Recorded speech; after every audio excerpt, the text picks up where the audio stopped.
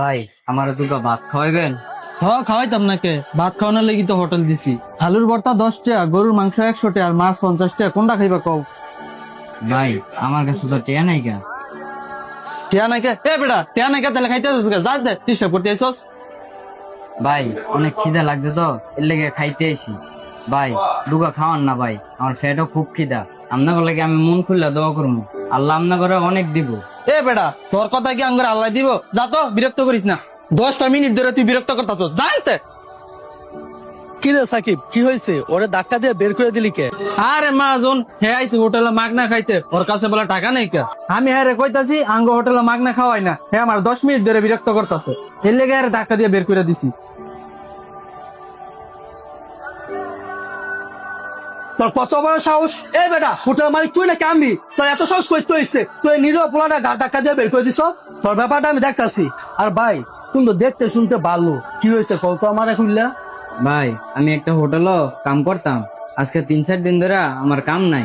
কাম নাই মানে কে, কি হয়েছে? ভাই আমি যে হোটেলে কাম করতাম, সে হোটেলের মালিকে 4 দিন আগে হোটেলে তালা মারিয়া পলাই গেছে গা। মালিকের তে 3 মাসের টিয়া কম, কিন্তু একটিও দেয় নাই।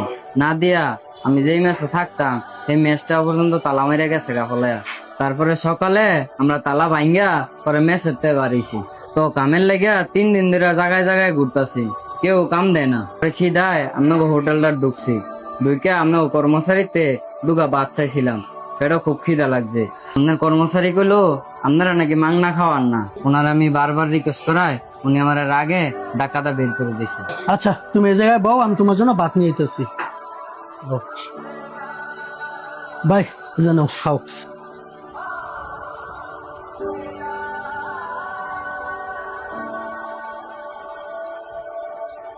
ভাই তুমি খাও, আর কিছু লাগলে আমার বইলো। আচ্ছা